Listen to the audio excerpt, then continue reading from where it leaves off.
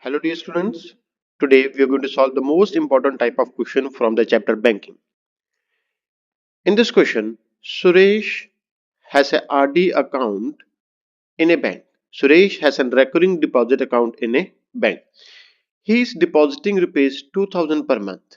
He is depositing rupees 2000 per month and the bank pays the interest at the rate of 8% per annum.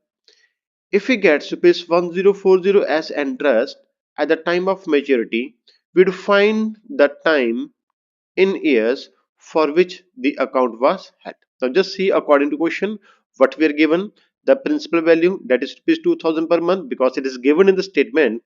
He deposits rupees 2000 per month. He is depositing rupees 2000 per month means the principal value is rupees 2000 per month. Rate of interest is 8% per annum. That is also given in the question. The bank pays interest at the rate of 8% per annum means the rate of interest is 8% per annum.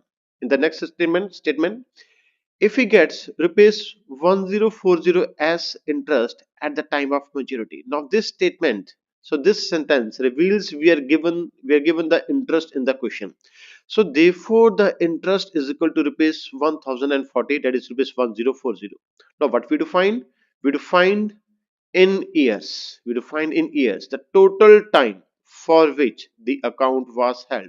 So we define the time in years. You define the time in years for which the account was held, that is a recurring deposit account was held. So it means directly indirectly we are going to find the value for n, and n is in terms of months. Now as we know the formula, for interest.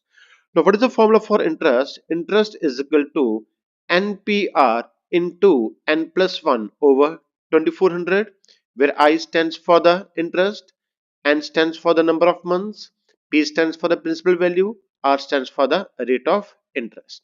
So we'll be substituting the value. We know the interest is rupees 1040. We define the value for n. The principal value is rupees 2000. Rate of interest is 8 into n plus 1 over 2400. Just say for the calculation. So 8 1 is 8. 8 times 3 is 24. The zeros are cancelled with zeros. So you are left with 1040 is equal to 20n into n plus 1 over 3. Non-cross multiplication, n into n plus 1 is equal to 3 into 1040. 3 into 1040 over 20. 0 is cancelled with 0 and 104 is divided by 2. 2 1 is 2 and 252 is 104. So now 3 into 52, that is 156. The plus 156 moves to the left hand side, it becomes minus 156. So therefore we got a quadratic equation in terms of n, and it is sure when we are going to find the time we will be getting a quadratic equation in terms of n. So now we need to factorize this quadratic equation. For that the sum is plus 1, product is minus 156. Now we need two terms whose addition is plus 1, and on multiplication we have to get it as minus 156. For that we are going to get the LCM of 156. For 156 it goes on a table of 2, it is 78.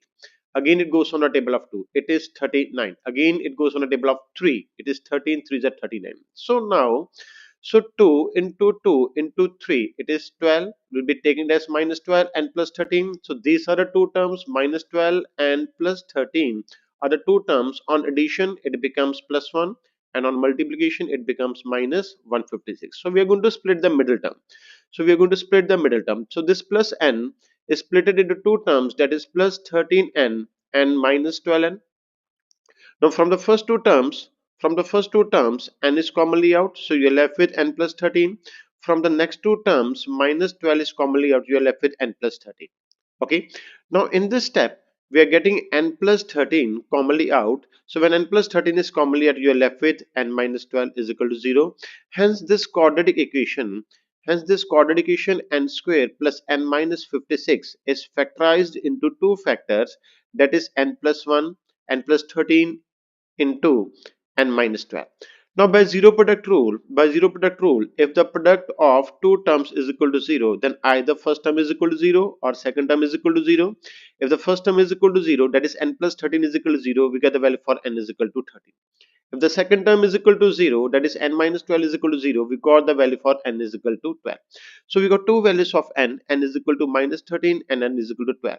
As n is time in terms of month, and if we are getting n is equal to 13, time cannot be negative, so we are going to reject this case. So we are rejecting the case of n is equal to minus 13 because time cannot be negative. So we are left with another case, that is n is equal to 12. Yes, n is equal to 12. So n is equal to 12, it is in terms of months, so therefore the time period is 12 months, that is 1 year.